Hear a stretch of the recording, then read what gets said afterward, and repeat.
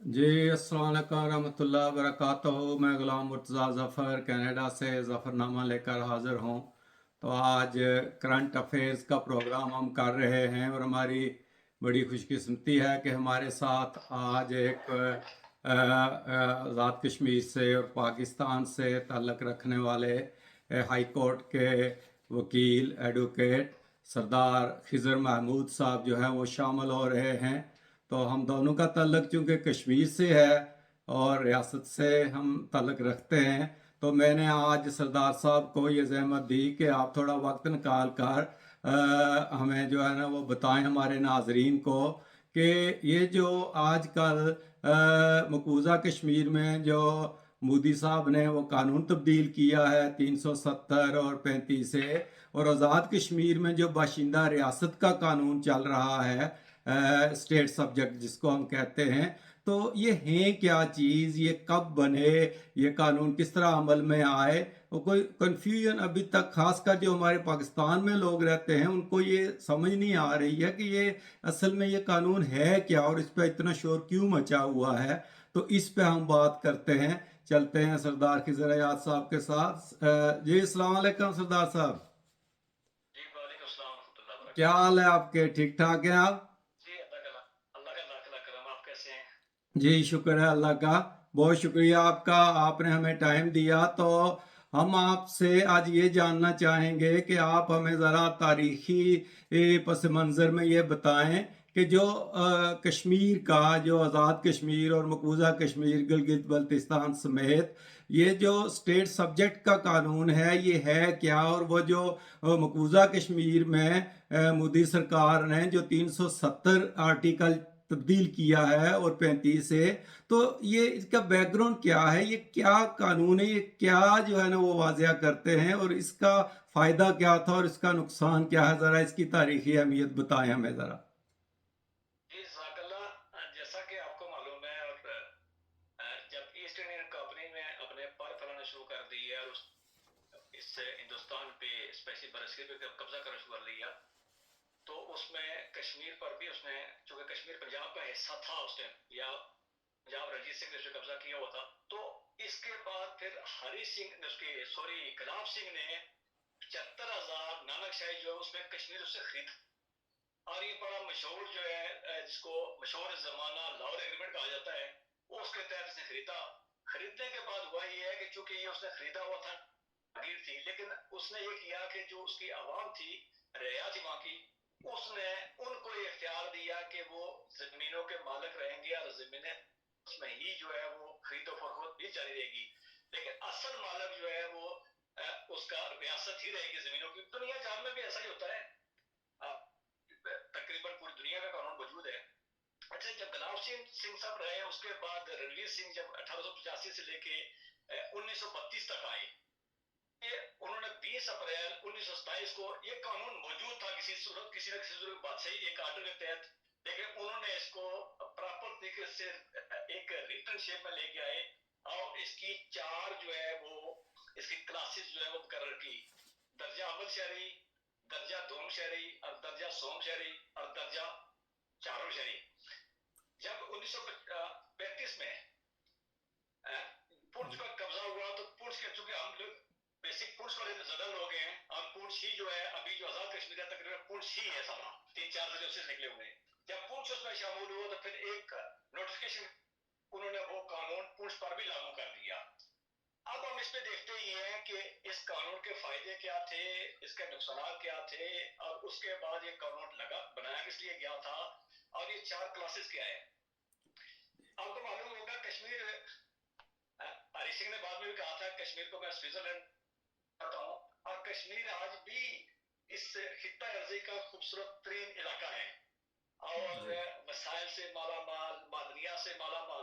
اور اس گلاب سنگھ کو خطرہ یہ تھا یا آنے والے حکمرانوں کو یہ تھا کہ لوگ باہر سے لوگ آئیں گے، وہ انویسٹر آئیں گے، یہاں زمینیں خریدیں گے، اور جو کشمیری جو یہاں پہ رہتے ہیں وہ مسلمان بھی تھے، پنڈت بھی تھے، سکھ بھی تھے، مختلف مذاہب کے لوگ تھے وہاں پہ، ان کی جو ہے وہ آبادی کی ریشو تبدیل ہو جائے گی، جی اس لیے انہوں نے اس کو لایا تھا. اب ہم اس پہ دیکھتے ہیں کہ کلاس ون کون سی تھی. کلاس ون وہ تھی کہ جو جب گلاب سنگھ نے کشمیر خریدا की बात कर रहा हूँ, جی उससे पहले से लेके 1885 तक जो लोग कश्मीर के पहले से रहायशी थे या कश्मीर में पहले से रह रहे थे, उनके लिए उन्होंने किया ये है कि ये लोग जो इस दौरान जो रह रहे थे वो क्लास 1 या दर्जा अव्वल के शहरी होंगे। جی फिर रणवीर सिंह के दौर का जो 1885 से लेके 1932 तक पड़ता है, उसमें उन्होंने कर दिया कि 1885 से लेके 1911 तक जिन लोगों ने यहाँ पे सेटलमेंट की है या किसी तरीके से आबाद हुए हैं, वो लोग जो है वो दर्जा दूम के शहरी होंगे। बेसिक ये दो ही क्लासे हैं। अब तीसरी पे हम जाएंगे। جی तीसरी ये थी कि अगर कोई बंदा बाहर का कश्मीर से शादी करता है या कश्मीर का दौरा करता, उसकी शरीयत का तरीकाकार ये था कि कोई बंदा भी वहां के महाराजे की या राजे की इजाजत से अगर वो कश्मीर के अंदर आके रहता है جی तो 6 माह के अंदर उसको अपनी रहायश के लिए घर खरीदना पड़ेगा और 10 साल तक उसको इंतहाई अमन के साथ वहां कश्मीर में गुजारने पड़ेंगे। 10 साल गुजारने के बाद उसको यही जो रियासती बाशिंदा रियासत का जो सर्टिफिकेट है ये लेना पड़ेगा। अगर वो नहीं लेगा तो उसकी जो है वो जो जायदाद गवर्नमेंट को 6 माह का अर्सा देगी। 6 माह का अर्सा देने के बाद अगर वो उस जमीन को नहीं बेच सकता है तो गवर्नमेंट से कब्जा कर लेगी। तीसरी क्वालिटी, तीसरी जो थी उसके वो दर्जा ये था। ٹھیک चौथा दर्जा वो था कि कोई जो बड़ी कंपनी, इन्वेस्टर कंपनियां जो वहां के रूल्स को फॉलो करें और टैक्सेस दें या गवर्नमेंट वहां के लोकल जितने उनको अगर वो साथ लेके चले, रियासत के माली मामलात उनसे बेहतर हो सके या माली तौर पर रियासत को फायदा होगा, तो वो जब कंपनियां जो है वो दर्जा 4 की जो है वो शहरी होंगी। ٹھیک इसका हुआ क्या है कि दर्जा अव्वल में ये था कि جی वहां के मुकामी लोग उनको जो है वो सरकारी नौकरियां, तालीम, जमीन की खरीद फरोख्त और उसके बाद ये सारी जो है वो बेनिफिट्स उनको मौजूद रहेंगे उनके पास। और उसके बाद ये जब आप अगर 35 से जब कश्मीर बनने के बाद की बात करें तो जब चूंकि जो कॉलेज यूनिवर्सिटी बन चुकी थी, वहाँ की यूनिवर्सिटी में दाखिला और स्कॉलरशिप में जो है वो उनको फायदा मिलेगा और उनको तरजीह दी जाएगी। और ये था कि दर्जा दोम, दर्जा सोम और दर्जा चाराम में जब भी किसी का मेरिट बनेगा तो दर्जा अव्वल के शहरी को जो है वो प्रायोरिटी मिलेगी और वो उसको सबसे अहमियत देकर लगाया जाएगा। अब हम चले जाते हैं दर्जा दो वाले पे। جی दर्जा दो वाले चुके 85 से लेके 1911 तक थे और वो जो आ चुके थे वो भी तकरीबन शहरी थे, लेकिन वो दर्जा अव्वल का मुकाबला नहीं करते थे। दर्जा सोम का तरीकाकार ये था جی कि अगर कोई कश्मीरी किसी गैर रियासी लड़की से शादी करे तो उस लड़की को या उस औरत को दर्जा अव्वल की ही शरीयत मिलेगी। अगर वो जो है वो वहीं पे रहे, कश्मीर के अंदर रहे, तो फिर तो उसके सारे बेनिफिट्स रहेंगे, लेकिन अगर वो खामद के मरने के बाद جی वो छूट जाए तो फिर उसकी वो जो शरीयत थी वो खत्म हो जाएगी। लेकिन उसको एक फायदा ये रहेगा कि उसकी जो जमीन होगी, मौसी जमीन, उसके खामद में वो जमीन को बेचकर वो बेच सकती है, लेकिन औलाद के अंदर वर्षे के तौर पे तकसीम नहीं होगी। اچھا अलबत्ता अगर कोई फर्द कश्मीर के साथ औरत के साथ शादी करे, औरत तो दर्जा अव्वल की शहरी होगी, लेकिन खामन जो है वो दर्जा सोम का शहरी होगा और उसका मयार वही होगा कि 6 महीने के अंदर जमीन, 10 साल पूरा माना, रियासती सर्टिफिकेट। ये थोड़ा सा मुश्किल है, शायद काफी सारा लंबा प्रोसेस भी है جی और बहुत सारे काम लोग इस मयार को उतरे हैं। अगर उसी कश्मीर के अंदर रहे तो उसके वो स्टेटस तो रहेगा, लेकिन अगर वो कश्मीर छोड़ दे तो फिर उसकी शहरियत जो है वो मनसूख हो जाएगी। अब इसका चूंकि ये सारा उस कश्मीर की आबादी को रोकने के लिए बनाया था। इसका तरीकाकार क्या होता है कि ये आपके तमाम डॉक्यूमेंट्स जब भी आप वो बनवाने जाते हैं, रियासत का सर्टिफिकेट बनवाने जाते हैं। अच्छा, मैं इस पे 1971 में एक कानून बनाया गया, एक्ट लाया गया। یہاں آزاد کشمیر میں وہ ایکٹ لایا گیا. اچھا، جب یہ تینوں حصے جب کشمیر آزاد ہو گیا، گلگت بلتستان، کشمیر اور یہ الگ آزاد کشمیر تقسیم ہو گیا، تب بھی یہ قوانین جو ہے تینوں علاقوں میں کے اندر موجود تھے. ہم کشمیر کی بات کر رہے ہیں. 1971 کے اندر یہ ہوا کہ ایک قانون بنایا گیا، ایک ایکٹ پاس کیا گیا کہ جی جن لوگوں نے جعلی طریقے سے اپنے کہیں نہ کہیں یہ سرٹیفکیٹ حاصل کیے ہوئے تو ان سے تو ان کی تنسیق کے لیے قوانین سازی کی جائے گی. لیکن پھر 1980 میں میرا 20-25 جون 1980 کو یہ ہوا کہ کشمیر کونسل بنائی گئی اور ان کو اختیار دیا گیا کہ آپ اس پہ قانون سازی کریں. آپ جس نے اس کی خلاف ورزی کر کے اس کسی بھی کلاسیفیکیشن کا اندر جو ہے وہ تبدیلی کی ہوئی ہے تو وہ اس کے لیے 10 سال کی سزا مقرر کی. اس کا طریقہ کار یہ ہے کہ آپ جب بھی یہ باشندہ ریاست کا سرٹیفکیٹ حاصل کرنے کی کوشش کرتے ہیں تو آپ کو زمین کے کاغذ، اور زمین کے کاغذ کی شرط یہ ہے کہ میں نے کہا کہ وہ پرانی 150 صدیاں پہلے کا ہونا چاہیے. اگر آپ کے آباء و اجداد کا انتقال جو ہے یہ 1885 سے لے کے 1911 کے بعد کا ہے تو پھر درجہ دوم کے، اگر اس کے بعد کا ہے تو پھر درجہ سوم کے ہیں.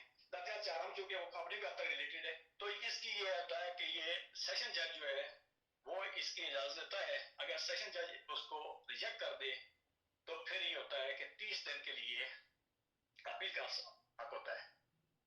جی ٹھیک، تو اس کا مطلب ہے کہ یہ قانون مقبوضہ کشمیر میں، آزاد کشمیر میں، گلگت بلتستان میں بھی لاگو تھا. تو یہ جو 370 ہے یہ مقبوضہ کشمیر کو ایک خصوصی حیثیت دیتا تھا جو کہ وہاں مودی صاحب نے ختم کیا.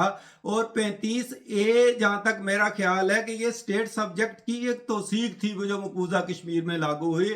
تو اب انہوں نے جو مقبوضہ کشمیر میں یہ دونوں ختم کیے ہیں تو وہاں جو ہے نا وہ کوئی بھی بندہ آ کر اب زمین خرید سکتا ہے مقبوضہ کشمیر میں، جو میں سمجھتا ہوں. آپ کا کیا خیال ہے؟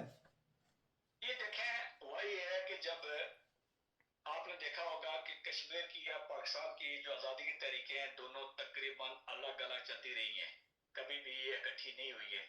لیڈرشپ تو پاکستان کی کوشش رہی ہے اس کی، یا جو مسلم لیگ تھی اس وقت کوشش رہی ہے، لیکن وہاں کی جماعتیں دونوں الگ تھی اور ان کی الگ چلتی رہی ہے. آپ کو یاد ہوگا کہ جو ہری سنگھ تھا وہ بھی کشمیر کو ایک لحاظ سے، اب مسئلہ یہ ہے کہ جب پاکستان اور ہندوستان تقسیم ہونے لگے تو 400 ریاستیں تھیں اور 400 ریاستوں کو حق دیا گیا تھا کہ جی جن میں سے جو چاہے وہ جس علاقے میں شامل ہونا چاہے، انڈیا یا پاکستان میں، یا پھر آزاد رہنا چاہے. چوڑا گڑھ میں تو چونکہ مسلمان جو تھے وہ اقلیت میں تھے اور اس کے بعد جو حکمران تھا وہ مسلمان تھا، لیکن کشمیر کی چونکہ حالت یہ تھی کہ یہاں آبادی جو تھی وہ مسلم تھی اور حکمران جو تھا وہ بیسک سکھ تھا.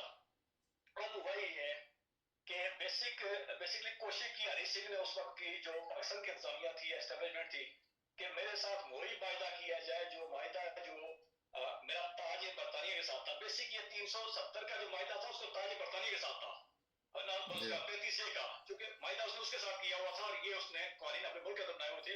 اس نے کہا میرے ساتھ یہ معاہدہ کیا جائے. کہتے یہ ہیں کہ 15 اگست کو وہاں ہری سنگھ کا جو ضلع ہیڈکوارٹر تھا سری نگر، وہاں پہ ایک تقریب بھی ہوئی اور جو بھی پاکستان کا پرچم تھا لہرایا گیا. لیکن آپ نے دیکھا ہوگا کہ کشمیر کے اندر قبائلیوں کی یلغار، اور پھر اس کے بعد وہ جس طرح بھی اس کو کچھ لوگ مختلف نام دیتے ہیں، کوئی آزادی کا نام دیتے ہیں، کوئی اس کو در اندازی کہتے ہیں، کچھ اس کو کوئی لفظ کہتے ہیں. بیسکلی مجھے تو لگتا ہی ہے کہ وہ اس لیے اتنی مار دار ہوئی تھی کہ ان کے درمیان، دونوں رسوں کے درمیان اتنی نفرت پیدا ہو جائے کہ یہ کبھی ایک دوسرے کے ساتھ سامنے اکٹھے ہو جائے. ورنہ بیسکلی بات یہ تھی کہ گھر 200 تقسیم ہو رہا تھا تو پورا من طریقے سے ان کو جایا جا سکتا. آپ نے دیکھا ہوگا کہ آج کل بہت سارے وہاں پہ جو پریوار ہے وہاں کے، ان کے وہ انٹرویو آتے ہیں، میرے آپ کے علاقے کی وہ میاں وہ بتاتی ہوتی ہے کہ میری فلاں سہیلی تھی، ہم یہ ہوا فلاں. جب یہ اس نے جب یہاں پہ یلغار شروع ہو گئی اور قبضہ علاقے جو ہے وہ اس کی فوج کے حملے شروع ہو گئے، وہ جو ان کے جو ہے یہاں پہ چوکیاں تھیں یا جو خاندان تھے ان کی لوٹ پاٹ شروع ہو گئی. تو پھر ہری سنگھ جو ہے وہ دوڑ کے نہرو کے پاس گیا. نہرو سے اس نے جا کے کہا کہ مجھے تمہاری فوجی امداد کی ضرورت ہے. نہرو چونکہ قائم آدمی تھا، سیاسی طور پہ بڑا مضبوط آدمی تھا، سیاسی شعور میں بہترین دماغ بھی تھا. اس نے اسے کہا کہ یار اگر میں وہاں پہ تو میرے ساتھ کوئی معاہدہ کرو تو تب، ورنہ یہ ہے کہ میں تمہارا، میرے تو کوئی لیگل سٹیٹس نہیں ہے کہ میں وہاں پہ فوج بھیجوں. تو پھر ان کے درمیان یہی معاہدہ ہوا تھا جس کو 370 کہتے ہیں. اس کو اگر انڈیا کی زبان میں یا کشمیری زبان میں عام الفاظ میں کہا جائے تو کہا جاتا ایک ریاست دو سرکاریں. دو سرکاریں اس لیے کہ انڈیا کے اوپر اخلاقی طور پہ حکومت تو تھی، لیکن جو 370 تھا اس میں یہ تھا کہ کوئی بھی قانون جو ہے وہ انڈیا کا وہاں پہ لاگو نہیں ہوگا، اور جو بھی قانون سازی ہوگی وہ کشمیر کے اندر ہی ہوگی. جی اور پھر وہ 335 یہ تو بات کر چکے किसी जगह पे कश्मीरियों की जो वो आबादी है उसको डिस्टर्ब नहीं किया जाएगा।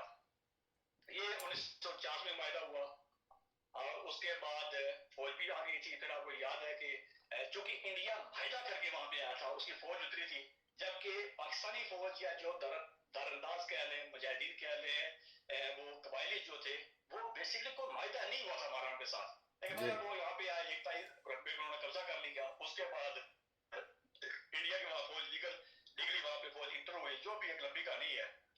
पाकिस्तान का बेसिकली कमजोर केस था, लेकिन चौधरी सफरुल्लाह एक बड़ा एम था, बड़ा वकील था, बड़ा कानूनदान था।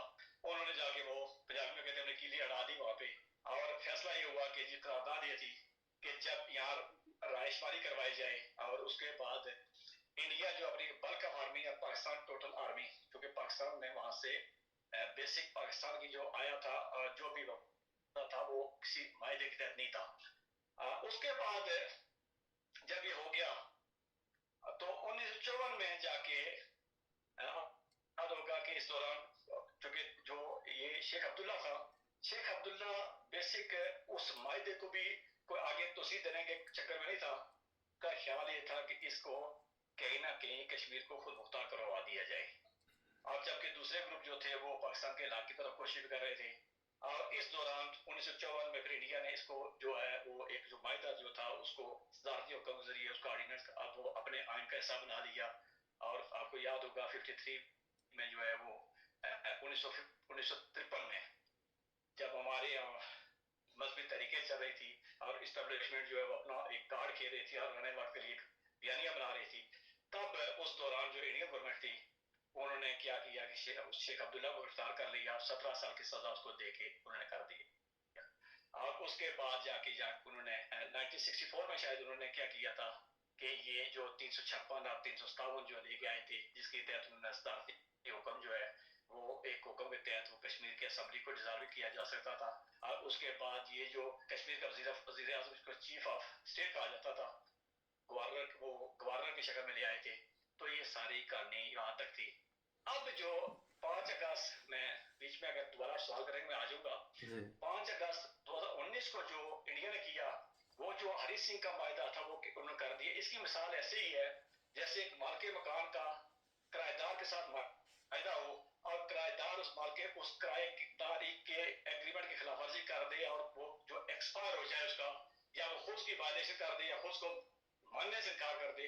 इंडिया का अब जो स्टेटस है कश्मीर के अंदर वो कोई लीगल स्टेटस नहीं है। जो हरी सिंह के दौर में मायदा हुआ था उसके बाद ये उसका लीगल स्टेटस खत्म हो चुका है। ये अलग बात है कि उसमें के ज़हन में क्या था और वो करना क्या चाह रहा था, लेकिन इससे पहले आप देख लें गिलगित को जो है वो वहां पे उसको अलग किया गया, उसके बाद वहां पे वजीर आला भी लाया गया और उसको, ये अलग बात है कि सेनेट में उसकी नहीं है, लेकिन अलग से उनकी सुप्रीम कोर्ट भी हुई है और वो मामला सारे। तो चले अगला अगर पूछेंगे तो मैं जवाब। जी बहुत शुक्रिया। मेरा ख्याल है कि हमें इसके 2 प्रोग्राम करने पड़ेंगे, तो आज यहाँ तक ही रखते हैं और आगे हम इंशाल्लाह बात करेंगे तफसील से इस 370 पे और 35 ए पे, और फिर गिलगित बल्तिस्तान की जो सूरत हाल पाकिस्तान की तरफ से हुई है कि उस पर हम बात करेंगे कि क्या वो पाकिस्तान का सूबा बन गया है। एक साकिब निसार साहब ने सुप्रीम कोर्ट में फैसला भी किया था इसके बारे में, उस पर हम बात करेंगे अगले प्रोग्राम में, क्योंकि प्रोग्राम लंबा हो गया है। तो फिर हम इसको जारी रखेंगे सिलसिला को। ये इसका आज पहला हिस्सा हम कर लेते हैं, तो इंशाल्लाह दोबारा इसके ऊपर बात करेंगे। तो नाजरीन कराम, ये थे हमारे साथ सरदार खिजर महमूद साहब, एडवोकेट हाई कोर्ट, जो कि मेंबर भी हैं human rights commission of Pakistan के, बड़ी गहरी नज़र रखते हैं इंसानी हकूक़ की जो खिलाफ वर्जियाँ होती हैं उनके ऊपर भी, और सियासत पर भी बड़ी गहरी नज़र रखते हैं। लेकिन आज चूँकि ये कुछ एक तारीख़ी जो वाक़यात हैं या तारीख़ी हकीकतें हैं, हम ज़्यादा उन पर जो है ना वो बात किया करेंगे कि दूसरे चैनल के ऊपर जो है ना वो सियासत पे भी बात करते हैं। तो बहुत बहुत शुक्रिया सरदार साहब, हम अगले प्रोग्राम में इंशाल्लाह इसको जारी रखेंगे फिर।